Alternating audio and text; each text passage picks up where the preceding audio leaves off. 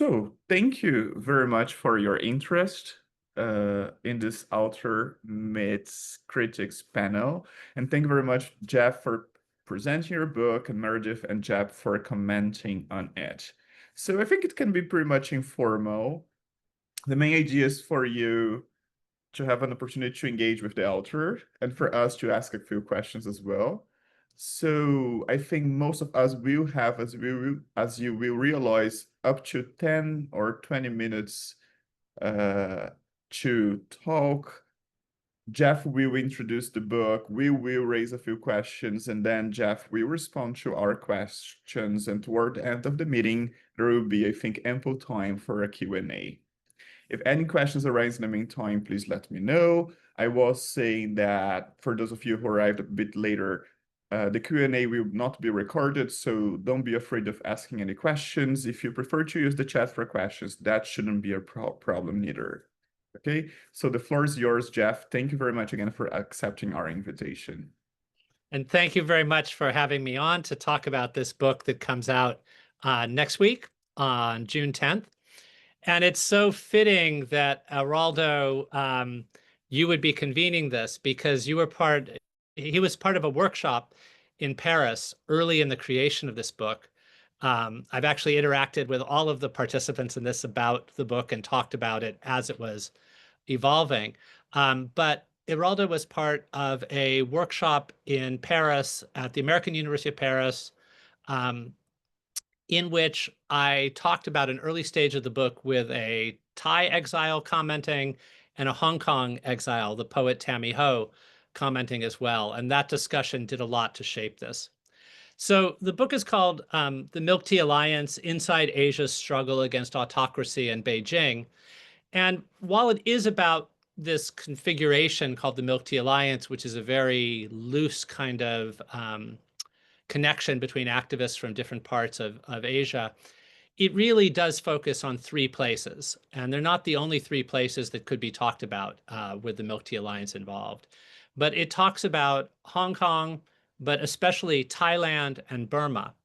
And so the way in which this evolved was I was working for a lot of the 2010s on events in Hong Kong. And this culminated in a short book called Vigil, Hong Kong on the Brink, that was finished in 2019 while the giant protests in Hong Kong were still going on, published early in 2020.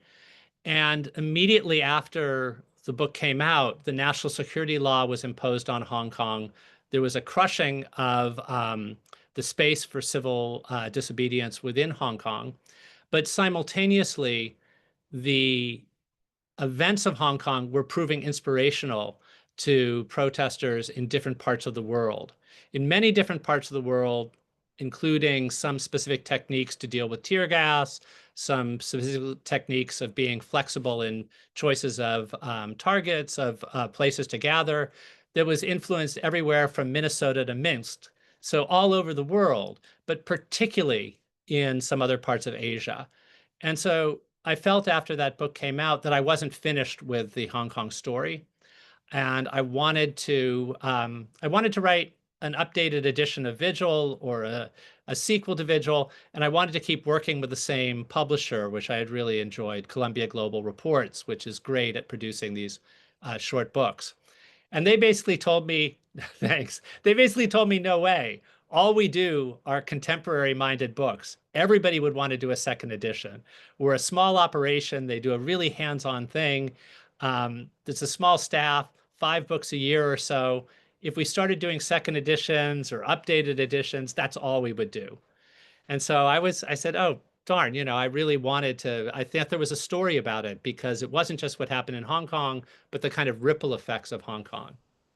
And they said, we liked working with you, but we just can't do it. And I said, yeah, it's too bad because now there are these protests in Thailand that seem so influenced by the Hong Kong protests. And in fact, there are some ties between them because one of the activists in Thailand had met Joshua Wong in Hong Kong in 2016, Netwit Chattopadhyay, and then had tried to bring Joshua Wong over to Bangkok in 2016, and Joshua Wong had been turned away by the authorities at the airport. And it was this very dramatic kind of sign of transnational connecting like what happened with what was called the Milk Tea Alliance in 2020, but before it. And they perked up at the idea of Thailand, you say, because they like to publish books on underreported places. And Thailand, except when you're talking about food and tourism, is incredibly underreported. And I mean, I've thought about it since then of why, but it sort of doesn't seem as horrific, as bad as many places nearby in the area. And yet it has had struggles. It has had coups, it has had activism, it has protests. In 1976, there was a massacre that has a kind of ongoing resonance in the same way that people talk about it, that is similar to some other parts of Asia where there have been better known massacres. So they got interested in the Thailand side of it, and a part of me thought that was the natural place to focus on, because as I watched images and followed stories about the Bangkok protests in the fall of 2020, there were so many kinds of connections. The fact that actions of police brutality kept the movement going, the problem of what you could talk about or not talk about in public, the role of popular culture in the protests, of music in the protests, all of these things resonated with the things that I had been so fascinated by about Hong Kong. So the idea began to form in my mind of a kind of baton being passed in a pro-democracy relay race from one part of Asia to another. And I was interested in the fact that things like that had happened at earlier points in the past, that this kind of flow from one place to another and a fairly nearby place had come. And then early in 2021, as I was starting to formulate the ideas for this, the coup in Burma, aka Myanmar, led to protests there that were influenced a lot by what had been happening just over the border in Thailand. And so it felt like there was and there were some Hong Kong activists who put up online a kind of crowdsourced tips from our movement that they got translated into Burmese and shared with the people in Burma. So you had this, again, a case of a relay race going from one place to the other. And the Milk Tea Alliance was one thing that was used as a way of connecting these places. Just for those of you who haven't followed the symbolism of it, in Thailand, Hong Kong, Burma, but also Taiwan, which was important in this alliance early on and has remained, the standard or iconic form of drinking tea is with some kind of milk or dairy in it. Whereas in mainland China, on the Chinese mainland, though plenty of young people drink milk tea of various sorts, the iconic form of it is without milk. And there was tension online between hyper nationalists in the mainland that were criticizing some of these movements. And so this idea of like everybody who's working against autocracy in Asia and also is worried about the kind of shadow of Beijing, or Beijing supporting autocrats in their country, or in Hong Kong's case, um, actively working to curtail freedoms there, could talk about being linked together in a milk tea alliance. So the book takes the form of profiles of a very select set of people who were involved in these three places. The longest chapter is on Thailand and on Netuit. There's then a chapter on Hong Kong that focuses on Agnes Chow, one of the activists there who I'd stayed so interested in. And then there is a chapter on Burma where I interview two somewhat older generation, but in one case still fairly young, exile. And then an exile who I happen to have known since he fled after the failed 1988 uprising in Burma that was crushed by a massacre. And I bring in his story in part because he's stayed involved in Burmese exile activities in all the movements since then, but also because 1988 in Burma was another example of how places in a different part of a region, places nearby, can influence you a lot. He told me, Tun Mint, who is the Burmese activist who was involved in 88, he said that being aware of what had just happened in the Philippines was tremendously important to activists in his country. And it may seem kind of like obvious that people in nearby places would be influenced by each other, but I think it's a really interesting thing to highlight because we now are in a period with the internet where you can be aware of things all over the world. So why does it matter when things are nearby? And sometimes things that are nearby matter even when there's not a kind of clear ideological connection or they don't fit into the same category. The Philippines before people power was an American-backed dictatorship. Burma wasn't, but for young people, they felt like when they read about the Philippines, they felt those people are doing something similar to what we wish to do. And then similarly with Hong Kong, Thailand, and Burma, these aren't places that are normally thought of as the same part of Asia to deal with. Hong Kong's in East Asia, Thailand and Burma in Southeast Asia. Burma has a history that goes back to the British Empire, and so does Hong Kong, but Thailand doesn't. There are all kinds of ways. In the Cold War, these were different spaces. But I think the ways in which people can perhaps be influenced by things at a symbolic level, at a personal level, that defies these kinds of categorization schemes is one of the things I want people to take away from the book. So that's plenty, I think, for me to say. Terrific. Thank you very much, Jeff. So, Meredith, now the floor is yours. Okay, thanks. So thanks also for organizing this and for inviting me to take part. I've been following the evolution of the project to some extent for quite some time now, so it's been good to see, and I'm really happy that it's coming out so soon. All right, so and I've written out notes because otherwise I will ramble on. So if I would argue that everyone should read this. It's an intriguing and really engaging exposition that uses, in a way that is not common for specifically academic work, that really it makes it more accessible and more alive, biographical accounts above all of distinct activists in an activist cycle and movement. And as Jeff explains, it takes on themes of motivation, persistence, and resilience. The book is approachable even for neophytes with regard to Asia, which is important, or the study of activism, and it thus really facilitates drawing novel empirical and analytical connections beyond what I see to be an also valuable but more straightforward goal of also raising awareness of countries that are not always well known. So Jeff starts with an initial framing of a decade of surging activism around a range of causes and widely disparate sites, and deploying multifold tactics to situate this work and the Milk Tea Alliance, not just within a historical trajectory of transnational activism specifically, but as part of what colleagues and I term in a forthcoming book on a similar theme, a new wave, we're very creative with our wording, of youth activism.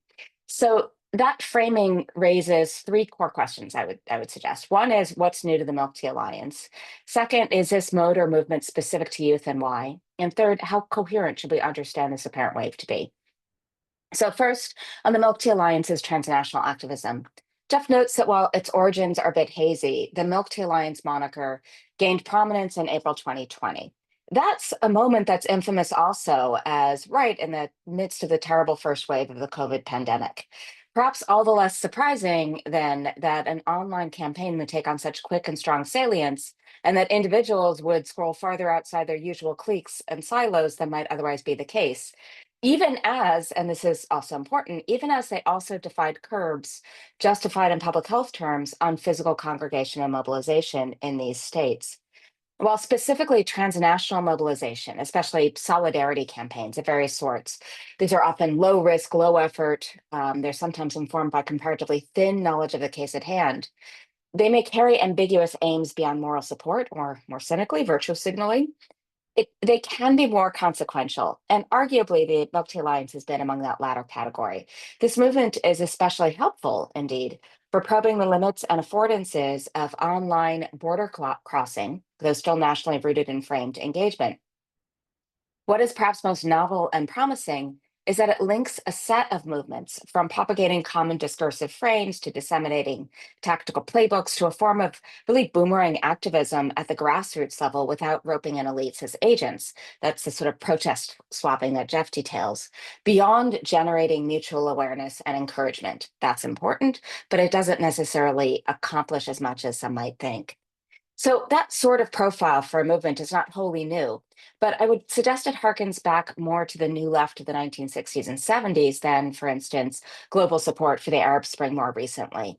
The closest recent parallel that comes to my mind is perhaps Black Lives Matter. So, and in that I'm thinking of, for instance, Veronica Kusumariati's work on Papuan Lives Matter in the West Papua struggles for independence from Indonesia. So, second, the question is this just a youth phenomena? This idea of this form of transnational mobilization? And no, it's not, but youth are particularly well primed to engage in new forms of activism. They're digital natives in many cases. They share common precarity and mobility. There are socioeconomic trends we see across borders. There are new intra-Asian cultural reference and messaging that have real resonance and more. All of those factors compound the usual advantages that youths and students specifically enjoy. Indeed, as Jeff describes, Burmese activist Nikki Diamond, or Ye Win, was, as he says, a dozen years older than the key protagonists of the narrative he traces, Netawit and Agnes Chow. And an overt critique of monarchy took off with a speech by a 36-year-old lawyer, as Jeff also explains. So in Malaysia, granted, 36 may still be within the category of youth, which for some parties pops out at 40, but still, it does raise this question of whether age is but a number. Maybe I'm grasping at that because I'd like to think so. Anyway, when youth have engaged more vociferously, including across much of Asia in decades past, it has been substantially via their role and position as students, with the university as an important structuring landscape.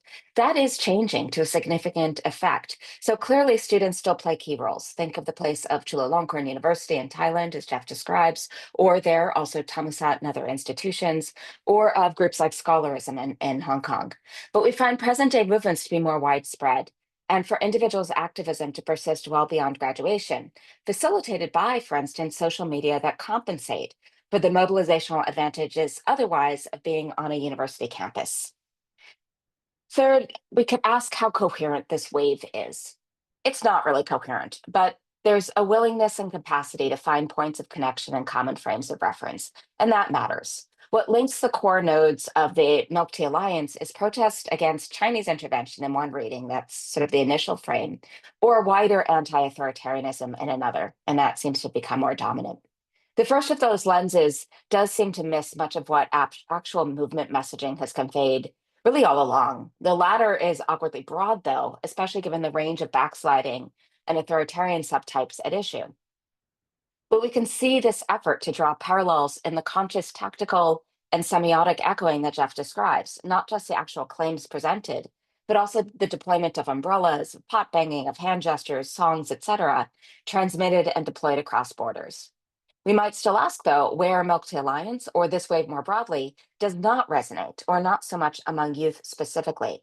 Why has solidarity for Ukraine, for instance, not taken the form of being youth-driven, so far as at least I've seen, though I'm not an expert on that?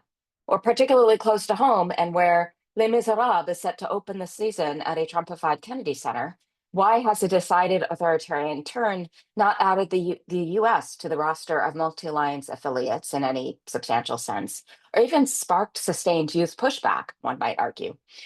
The wave of protests on US university campuses against genocide in Gaza suggests it's not just that young Americans are notably apathetic or insufficiently exposed to global wrongs.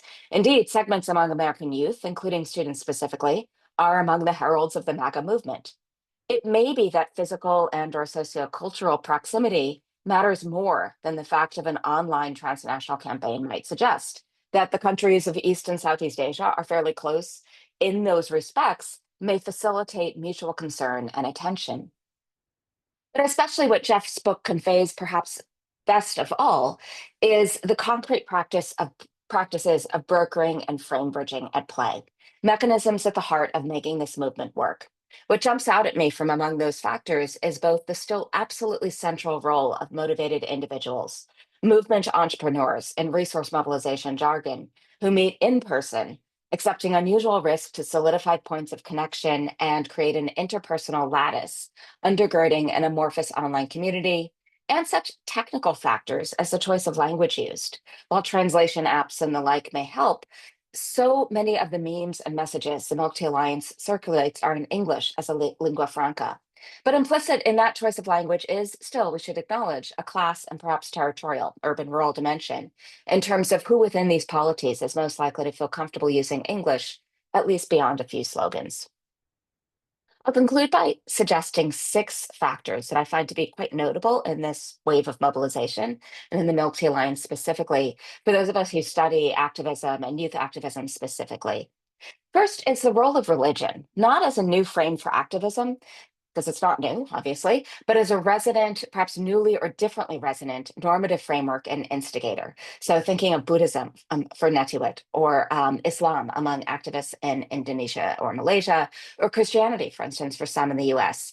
And this is one of those areas in which knowing that those life stories of specific activists, Netuit's journey toward the activist role he came to play, is really helpful in understanding what really sparks it off. There's comparatively little attention in the comparative literature on recent or current youth activism on religion, ideas, authorities, institutions, networks, and also how that role may be different, the place of religion as a motivating or galvanizing or counter mobilizing force among youth specifically. Even as we know that there are different patterns in religious revival and so forth on campuses or among young people. Second, perhaps a bit more obvious, the distinctive place for popular culture from diverse sources, even if there's still a substantial Western or Hollywood angle for Hunger Games, for instance. But this is as Hallyu, the Korean wave, boys love, these same-sex romance stories, and other variants make real headway. And we find this across the region in all sorts of really interesting ways. Memification likely intensifies these effects, as with the extent to which the three-finger salute spread, and what digital platforms both allow and encourage. Third, we might revisit the specific nature of celebrity. In some ways, there's a continuation of past patterns of big name leaders, but there's also credentialing, in that the jargon term, via solidarity activism. So professors, activists, and so forth, in addition to cultural figures. I love the fact of somebody like, Jim Scott being a celebrity endorser for a movement.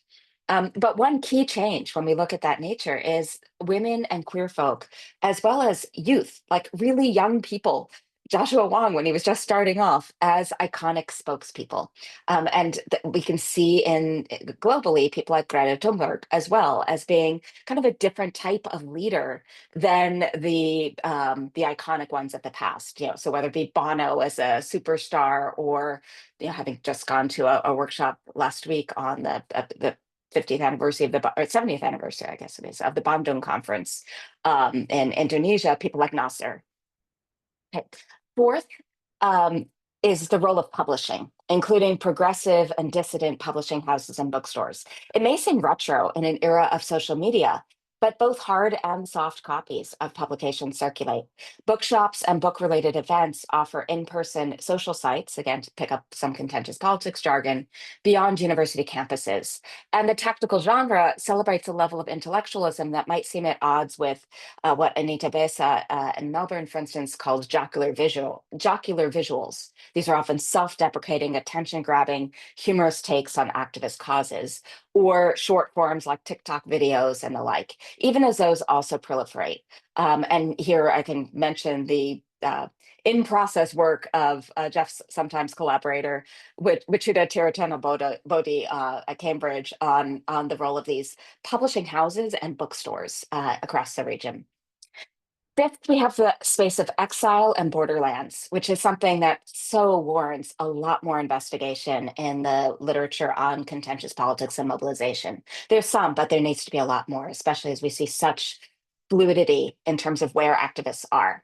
So these spaces share online space with the physical core of movement. We can observe in a movement like the Milk Tea Alliance how collective identities develop and adapt, what tactical repertoire allows far-off participants to take meaningful action, and the role of discourse itself, understood as more than framing in the service of mobilization, but as collective action itself. This is where I think we could probably theorize better how to conceptualize the role of exile as a space. And finally, the fact that we see such apparently sincere and informed support against strongmen across borders at a time of intense xenophobia and exclusive populism in so many states matters. These are young people who apparently do not share that all too common disregard for those born elsewhere, or see themselves and their concerns as pervasively exceptional. These are rather rooted cosmopolitans, and that situation of themselves in the world from early on could have profound implications for their later political ideas and understanding of their own agency. So I'll end on that note, which I personally find potentially a little hopeful, that we have enough students and other youths who are not just activists in their own places and for their own causes, but are really so aware of what's happening elsewhere and willing and eager to find connections and to act on those connections. Yeah, thank you very much, Meredith. Now, Jeppe, you can jump in. Thank you again. Thank you for the invitation. Thank you, Jeff, for sharing the work, which was a pleasure to read. Very much a sequel to Vigil, felt very much like a continuation of that narrative, but adding some interesting dimensions and not, I think, better than just an updated edition in some sense, because it really broadens out the scope a lot and broadens out the not just the geographic space, but also the kind of thing that you're engaging with here, right? This is sort of diagnosing a thing that is happening under our feet, and a kind of movement that in some ways is new, and as Meredith has pointed out, in some ways harkens back to certain other movements of the past. I'm less organized, so I'll just sort of open my brain and try to spill out some thoughts that hopefully are coherent. You know, I was in Hong Kong when the Milk Tea Alliance took off online. I remember it very clearly. And of course, the reason I remember it is that we were all online all the time in 2020 around April, May, when this sort of really took off online because we had nothing else to do, right? In Hong Kong as well as anywhere else. One of the things that I remember very clearly is how this felt different than the other expressions of solidarity that had been coming into Hong Kong for the past 9 months, right? That there had been a lot of solidarity from various groups, individuals, and countries, right? But the Military Alliance was different, and it was different for a couple of reasons, right? First of all, it was different because these were not armchair activists from the safety of Western countries saying, you go, Hong Kongers, you go and fight for your democracy while we cheer you on from Twitter or Facebook, right? This was activists in places that were engaged in their own struggles and their own face-offs against authoritarianism or backsliding or you know, whatever else they were facing in those places, and it felt much more earned, but also not coming from a place of security, which is a big difference, I think, in the kind of solidarity that was expressed.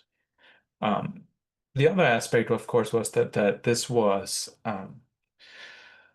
part of a tactic, right? This was a strategic choice in some sense because it led to protest sharing, like you describe in the book, and protest sharing, which became really important as actually protesting your own issues was more and more difficult, right? So in the midst of crackdowns and national security law and other things being folded out, you might not be able to express the cause, in this case, democratization in Hong Kong, but you could express other causes in different ways without necessarily, in a way, flying under the radar of the new security regime, right? And the same was true in Thailand, at least, where people sometimes were able to do demonstrations that critiqued authoritarianism elsewhere, even if they couldn't do it in a way that critiqued authoritarianism at home, right? So protest sharing here is not just acts of solidarity, it's really a strategic choice in finding ways around censorship and crackdowns. And in that sense, it became pretty important too, both in 2020, but also in 2021, where any other kind of protesting was essentially impossible. I have 5 points, I think, 4 or 5 points. And some of them are questions and some of them are more just observations of themes that come out in the book. Some of them are explicitly called out as themes, and some of them I think are just me reading between the lines of what you're saying. The first one is that this is very much a movement happening in the digital age, right? Meredith talked about this a little bit before, but this is very much a movement that took off online, which took off through shared social media platforms used by activists. It was one that was picked up in the region, but also picked up by the diasporas pretty quickly. So my sense was that a lot of people not actually in these places who engaged with it early on were people in the various diasporas in the West and elsewhere. But it also, in some ways, feels like an online movement reflected on the ground, which was only really possible in this particular moment, right?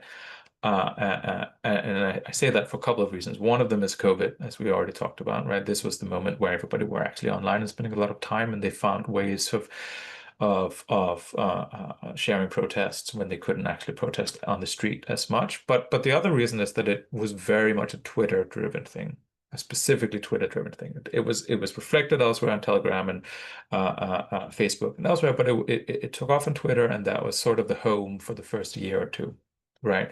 And I wonder, and this I can turn this into a question, whether we're going to see, is it really feasible to see something like this appearing now, where we don't have that kind of shared platform, right? We don't have Twitter in 2019 and 2020 and 2021 was global, had a huge user base, was relatively politically open, right? X is not that. Whatever it is now, it's certainly not that.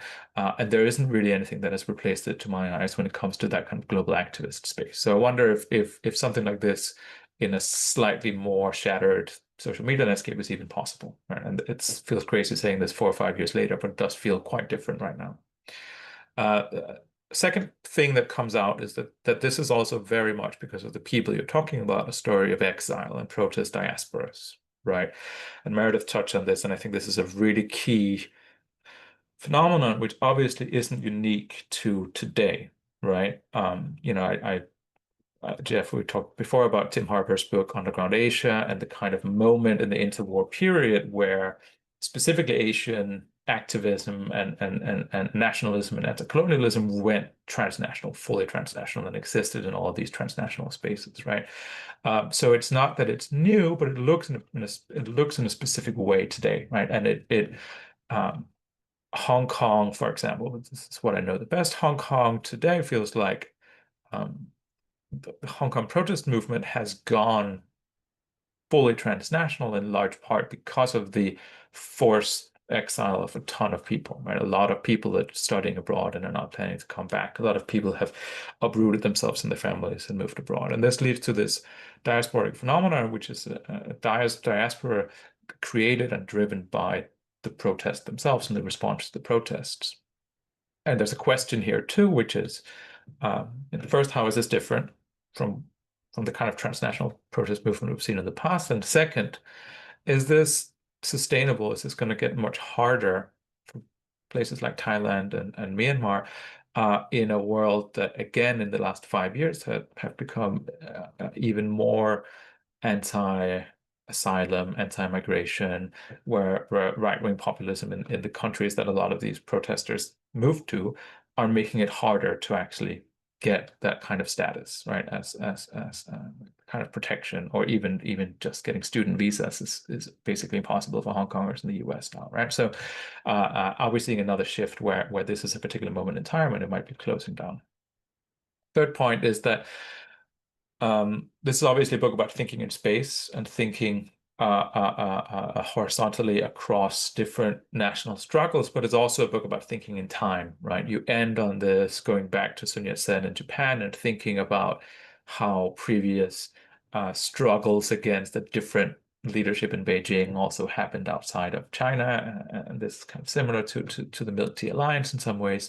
But it's also something that's mirrored in what protesters themselves are saying, right? One of the things I heard over and over again in 2019 was links to 1989, not 1989 as Tiananmen, but 1989 as Berlin, and the moment in Central Europe where the start of the end of the Soviet Union happened, right? That yes, nobody knows what's going to happen. Yes, we're fighting off against Goliath, right? But nobody knew that the wall was going to fall. So why should we not have that kind of hope that something similar is going to happen here, or can happen here, or will happen here eventually, right? And that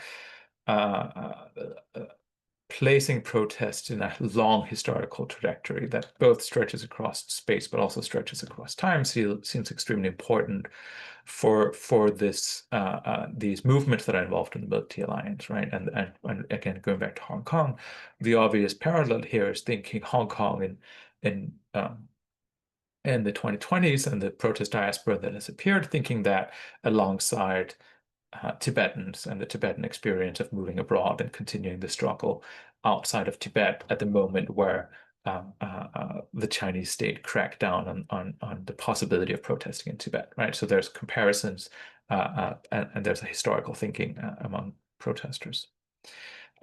Fourth point is mostly questions, really, but it's a thing that is not touched upon much in the book, which I think makes sense. But it's the thing that they're protesting against, right? It's kind of the authoritarian mirror to the Milk Tea Alliance. And I want to push you a little bit, following on some of what Meredith was saying. How much cooperation do you think there is between the regimes that the protesters are protesting against? Right? How much is this actually a political alliance on the other side as well? The protesters are obviously seeing it like that in some aspects. Right? There is cooperation with Beijing. There is sort of, Asian alliance of autocratic regimes, but how much do you think this is a real political force, and how much do you think there is sharing of practices and intelligence after the moment of the Milk Tea Alliance? In other words, are they cracking down and learning from each other how to crack down on these movements? And then the last point, which is more of just, I heard something recently, and I think it's interesting here, which is a week or two ago, I saw George Lawson, who's a great sociologist and political scientist working on revolutions, and Lawson was giving the Fred Halliday lecture at the LSE, and one of the things he brought up was a new phenomenon, or at least a new sort of conceptual phenomenon, or a theoretical phenomenon, which he called decentralized vanguardism. And he added that to other things like, people power movements and sort of classic vanguardism and these different ways of sparking protests and revolutionary movements. And his argument was that what we're seeing today is a lot of these decentralized vanguardist movements, which combine people power and mass protests and largely on nonviolent methods with a much more militarized, aggressive, small group of people who are less afraid of using violence, who are more confrontational in their struggles with the regime. And it sparked a lot of thoughts to me, because you're getting at something similar in the book when you talk about these people who are largely non-violent student protesters and youth protesters, but who are making alliances with much more radical wings. And this is obviously true in Burma or Myanmar, right, where actual, guerrilla war coexists with street protests and nonviolent methods of sort of people power movements. But even in a place like Hong Kong, and I wouldn't say that Hong Kong is like Myanmar, but there is a way in which Hong Kong 2019, 2020 was characterized by a marriage between much more confrontational black bloc tactics that Hong Kong simply hadn't seen before, and then the large, over 1 million peaceful protesters taken to the streets with everything from babies to grannies, right? And there's a way in which these modern movements are not the kind of people power, fully peaceful movements that we might have seen elsewhere 10 or 30 years ago, but are much more willing to cross the bridge between different methodologies and different approaches to how to fight these authoritarian regimes. So again, this is just something, I thought it was fruitful to think about it, and I think there's a lot of value in thinking about how these movements also introduce new repertoires, not just specific repertoires, but also new sort of organizing repertoires. All right, I'll stop there. No, thank you very much. Now, so again, Jeff, thank you very much for the opportunity to read your book. As you mentioned, we met in an event in April 2023 at the American University of Paris. I was still a grad student. Now we are colleagues at the same institution.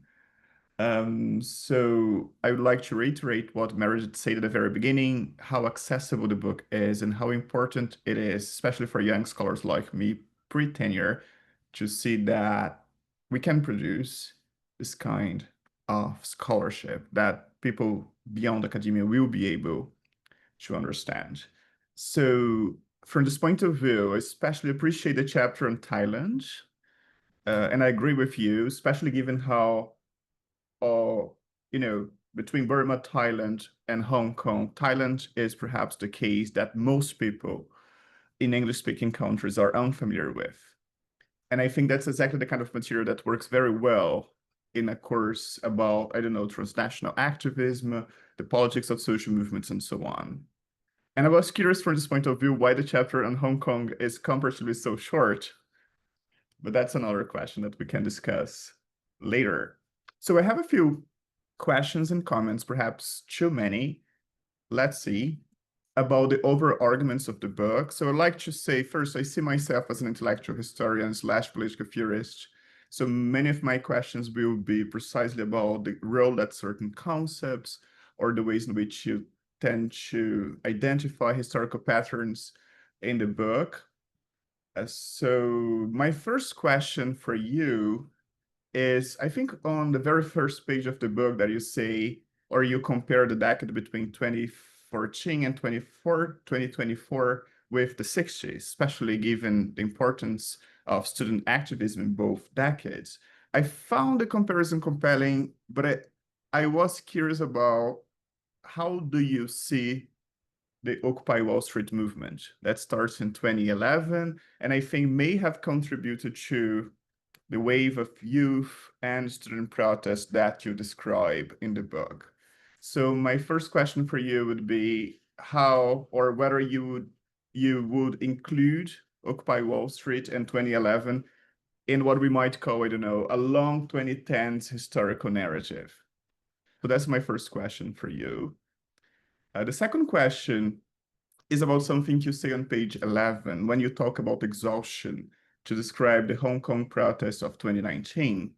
And I was curious to hear from you about whether you see similar forms of exhaustion in Burma and Thailand, especially because you say on page 50, for example, I quote you, that most Thais, however, are no longer willing to protest, and they have focused more on the country's stagnant economic prospects. So I'd be curious again to hear more about exhaustion and the role it plays in your historical narrative. My third comment / question is about something I remember a few years ago when I met multiple civil disobedience movement activists from Burma, that they emphasized a lot that what was happening wasn't a civil war and how important it was for them that we stop calling what is happening in Myanmar, especially the conflict between the junta and the different forces against it, as a civil war.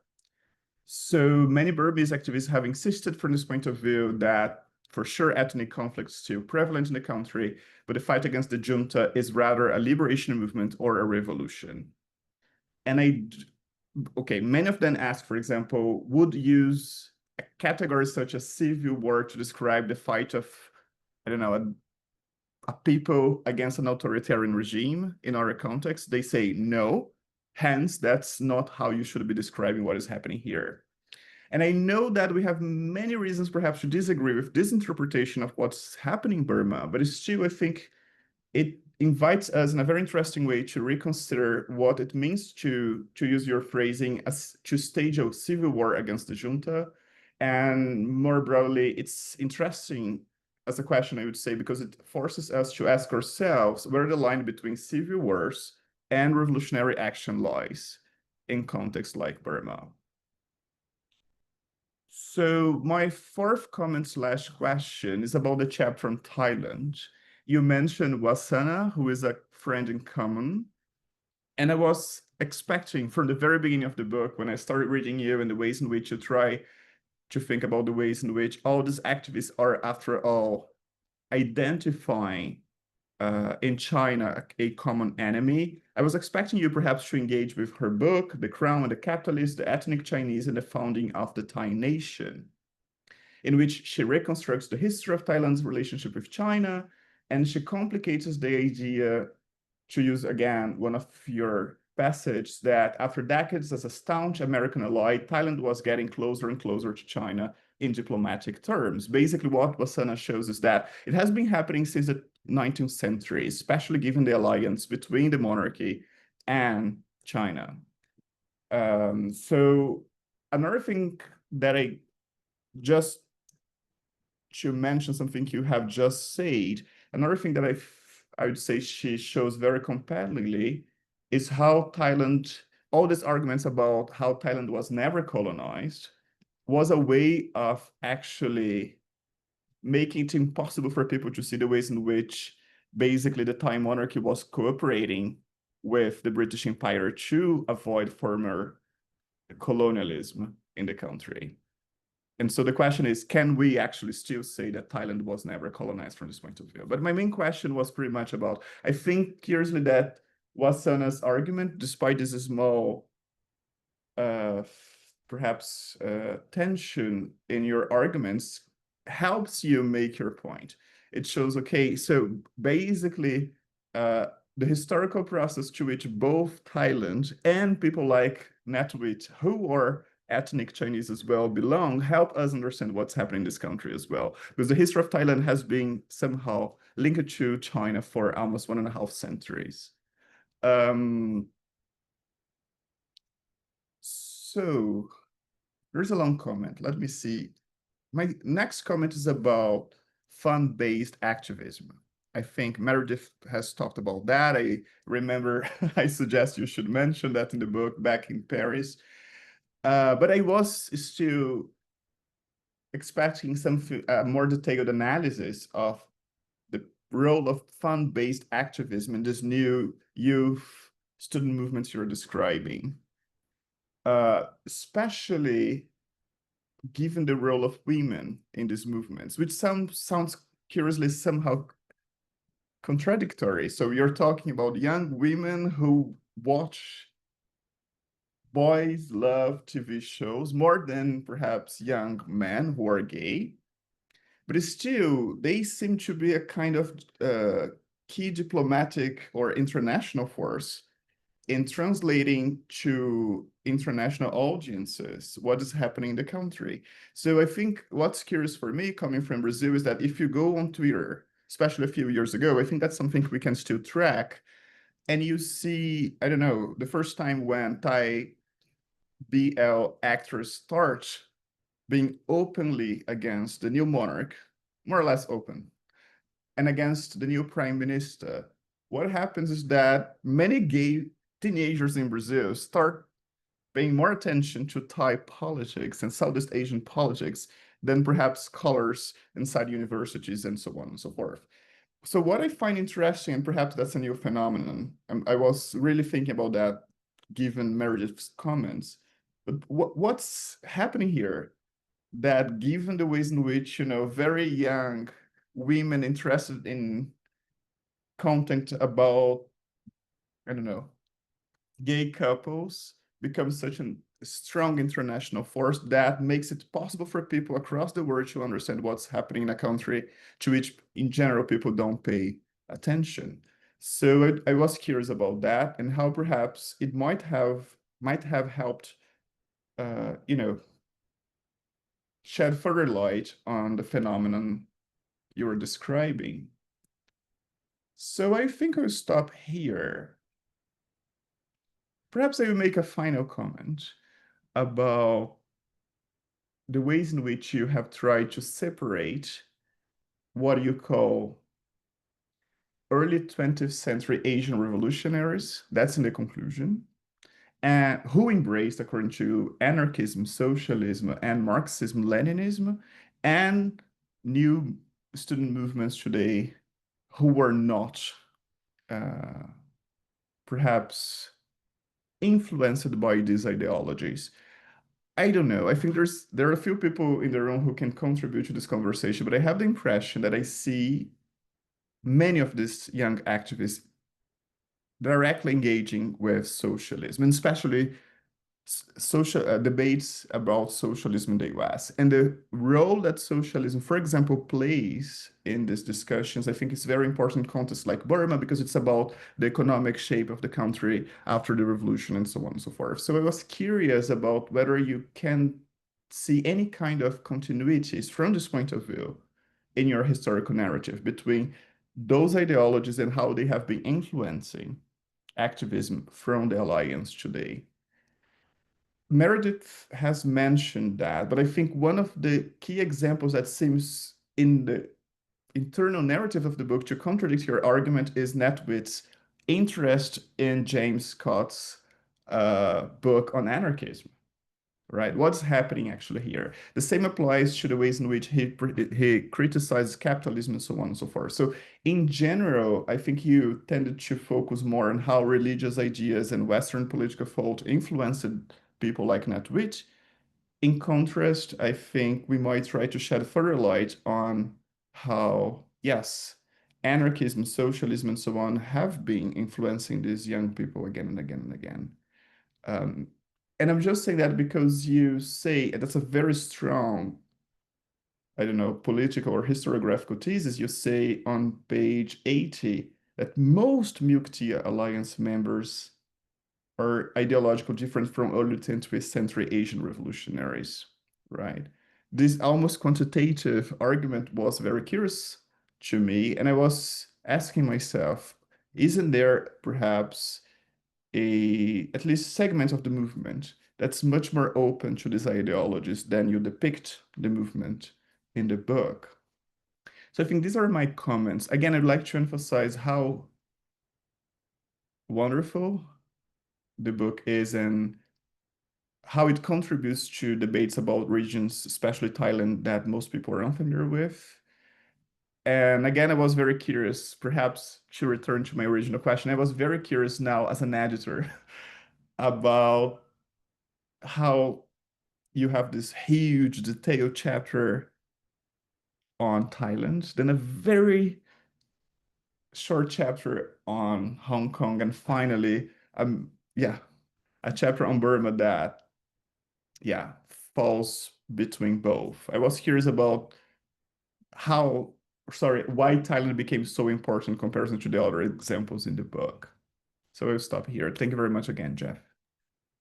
Thank you so much. This is an incredible honor and treat for me to have so much and each of your comments to draw on and think with. And I think one of the ways to engage with them at a large level is I've been thinking a lot about how this book could have been very different had I started it at a different point in time or finished it at a different point in time.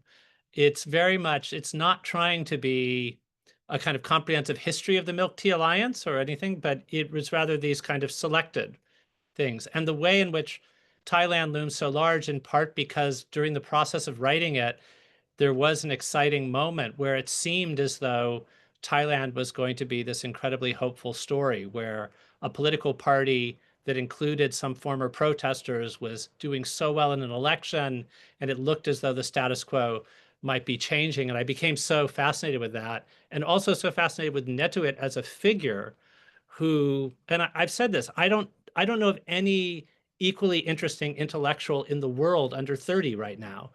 And he's not known beyond. So I felt I became a kind of a cause about that. And it is partly he runs a publishing house, which linking up with what Meredith was saying was so interesting. And he embodies a kind of cosmopolitanism that I think has been in short supply in many places. It would have been very different if I'd kept writing a little bit longer. If I'd gone, I put the book to bed in November of last year, before the American election. I think, there would be a way in which many things would have been different, dealing with the Trump 2.0 version. Among many other things, I could have explained the Milk Tea Alliance much more simply in a way that Americans would have understood, because the Milk Tea Alliance initially comes out when Beijing is trying to enforce a view of the world in which certain territories can only be described in a certain way, or else there are punishments. The Milk Tea Alliance originally there are online posts that refer to Hong Kong and Taiwan as countries or as places not completely under Beijing's control. And there's criticism of celebrities who connect with that, which are connected to, in earlier times, companies that would get criticized if they showed Taiwan a different color on a map.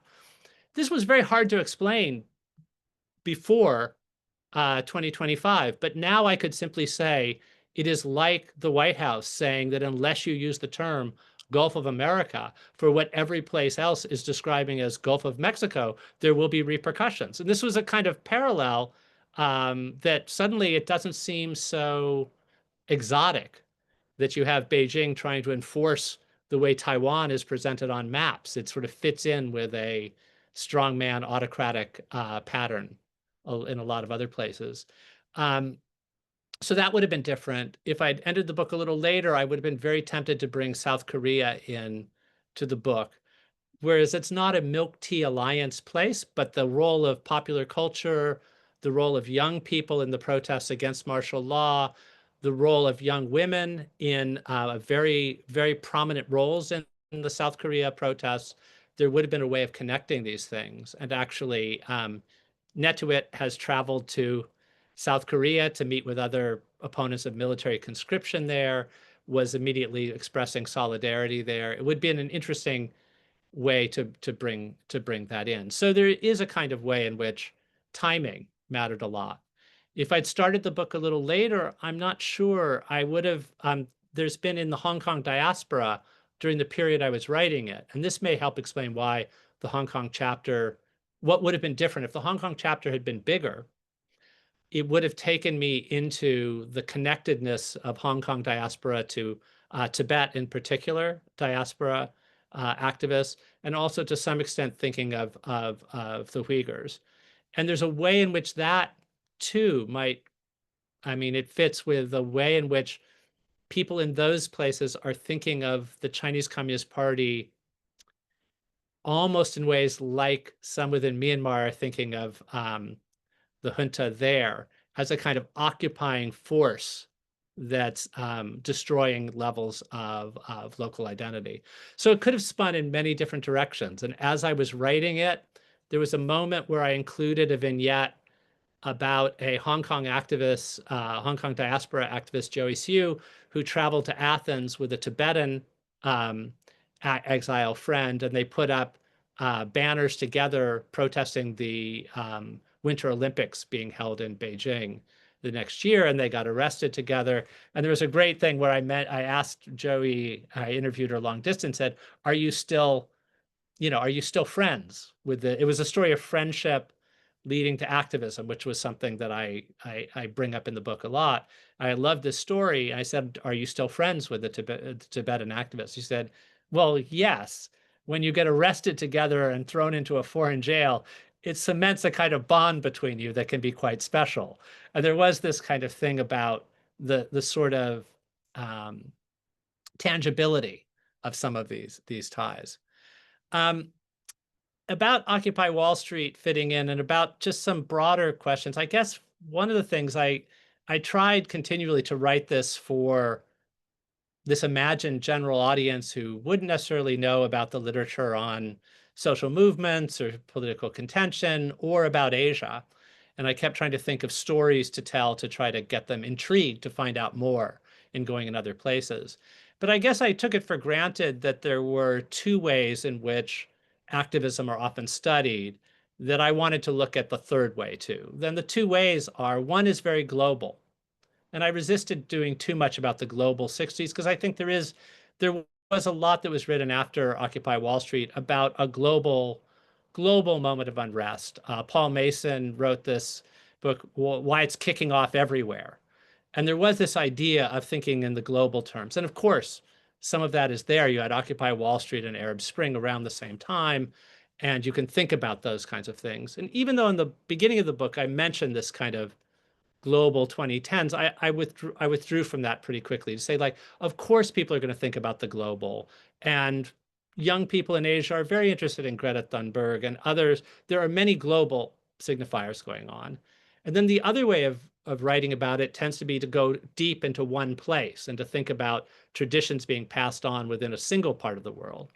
So I really kept trying to come back to sort of what is there if you don't think of this in terms of global phenomenon, and you also don't think of it as single country phenomenon. And that's what led to this kind of connectedness. And of course, I didn't bring in all the places that have had some role of connectedness in the Milk Tea Alliance. There were protests in Indonesia, and there were questions, does that fit in? There were all kinds of ways. Taiwan could certainly have been a bigger part of it. But I thought by picking the three places, there was enough of interest to sort of, I hope, spark other people to think of other things to follow up on that. And I'd also say, though, that I'm when thinking about the academic side of it, I am curious that there actually are some things that have interested me from the very beginning of my career. From the time that as an undergraduate and a graduate student, I was reading, getting interested in social movements and protest and actually the history of revolutions. There's some things that keep showing up. I think Charles Tilley's idea of repertoires of political action, that when people get onto the streets, how do they know what to do? How do they have a sense of what makes sense to do? And they're often drawing from things that are familiar to them. In his case, it wasn't popular culture, global popular culture, but it was things like religious symbols, or it was things that had happened in the same place in the past. Going back all the way to Natalie Davis, who one of my heroes, who died while I was working on this. I never knew her, but her work was so influential to me. She talks about religious groups protesting, or religious wars, fighting against each other and drawing on both shared symbols and mocking the symbols of the other. And I think we see that even in the struggles in the 21st century with online forums. I think she would recognize even things like seem so foreign, like cosplaying from dystopian fiction wouldn't be so far from like taking figures from the Bible or figures from religious ceremonies and tweaking them and throwing them around. The last thing I'll say, because it came up, was the question of autocratic regimes learning from each other. And this is something that, Meredith, thank you so much for giving that shout out to our mutual friend and my sometime collaborator, Wichita. We wrote something about the Hong Kong and Thai regimes doing things that mirror each other so much that it really seems, whether they're actually saying what's your playbook, they're drawing on for each other. And one of them is multiple criminal procedures against the same person that lead to sentencing that doesn't seem outrageous enough to galvanize global attention, but adds up to really ruining the people's lives. And that's something that's happened there. The not bringing in soldiers, but trying to use police when impossible to try to minimize the sort of image of the massacre that draws attention. And I do want to say, because I think it's very important that we're having this discussion at the moment of what America is going through, which makes me think in new ways about the things I've written about in the past. The Hong Kong protests were about, among other things, defending some degree of separation of powers, defending the rule of law. These are things in 2019 that now feel very different when we're living through this in America. But also, we're having this conversation on June 4th, the anniversary of the massacre in Beijing. And one of the things about that is the massacre taking place with soldiers coming into a capital looking like an occupying army is one of the things that's made that image so perennially toxic to the Chinese Communist Party. And I think one thing that autocrats have been learning from each other is, how can you do things that can be vicious, can really strike terror, but avoid this kind of single iconic photograph that can really have people focusing on a single date, a single action, a single symbol of this kind of outrageous thing. So I think the autocrats learning from each other is a big part of the story that's a kind of parallel to the story of activists learning from each other. And here I'll just say that one of the books that really keeps influencing me about that is William Dobson's The Dictator's Learning Curve, which was mostly about dictators learning from each other, but snuck in about activists learning from each other. And mine, I think, is the flip of that. But thank you so much for that generous and deep engagement with the book. Thank you again, Jeff. Now Q&A, so let me stop recording the meeting.